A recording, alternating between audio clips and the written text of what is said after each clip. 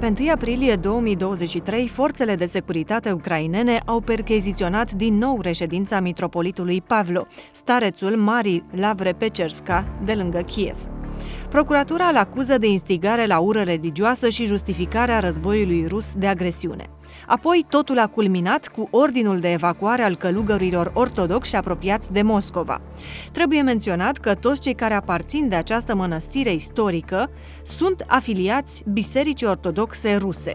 Înaltul ierarh al mănăstirii respinge aceste acuzații, dar serviciile de securitate și guvernul Ucrainei îi suspectează de colaboraționism cu invadatorii. Din 29 martie, ministrul cultelor, Oleksandr Tkachenko, anulase contractul de închiriere a mănăstirii încheiat cu Biserica Ortodoxă Ucraineană.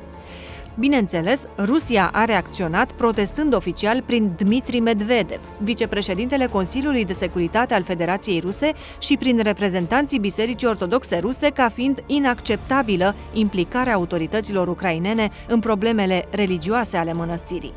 Această susținere a fost folosită ca dovadă de către guvernul de la Kiev că mănăstirea Pecerska este calul troian al Rusiei pe teritoriul ucrainean. Susținerea comună, politică și religioasă din partea Rusiei a reafirmat interferența patriarhului Rusiei Kiril în politicile de stat. Susținerea războiului, sfințirea armelor și a soldaților ruși au șters orice presupusă urmă de independența bisericii față de politica Moscovei. Și atunci, cât de real sună pretenția lui Kiril că biserica trebuie să fie independentă de stat, sau poate doar de cel ucrainean?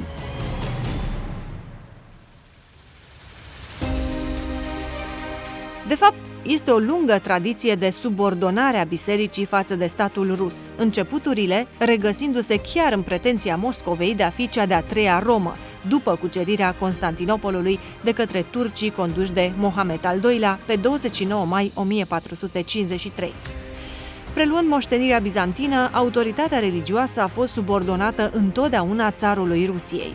Nu aceasta a făcuse Constantin cel Mare cu biserica creștină, impunându-și voința în dogma și practica bisericii, convocând și conducând sinodul de la Nicea? De menționat că în momentul când a început implicarea imperială în creștinism în anul 321 Anno Domini, Constantin nici măcar nu era creștin, iar această tradiție s-a păstrat mai bine de un mileniu în politica bizantină. Iar țarii Rusiei au considerat-o ca pe o normalitate. Încercarea de reformă religioasă și separarea bisericii de stat din timpul lui Ivan cel Groaznic, la mijlocul anilor 1500, avea să fie înnecată în sânge, iar biserica reașezată cu minte la dispoziția politicilor imperiale ale țarului rus. Și atunci, nu ne întrebăm dacă protestele patriarhului moscovit Kiril, care spune că drepturile credincioșilor lui sunt încălcate flagrant, ajunse până la Papa Francisc, sunt și îndreptățite.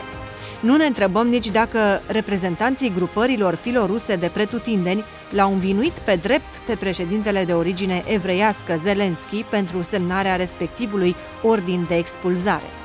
Ne întrebăm însă cât de legitimă este colaborarea bisericii cu statul în contextul în care, cu 2000 de ani în urmă, Hristos spusese: dați cezarului ce este al cezarului și lui Dumnezeu ce este al lui Dumnezeu.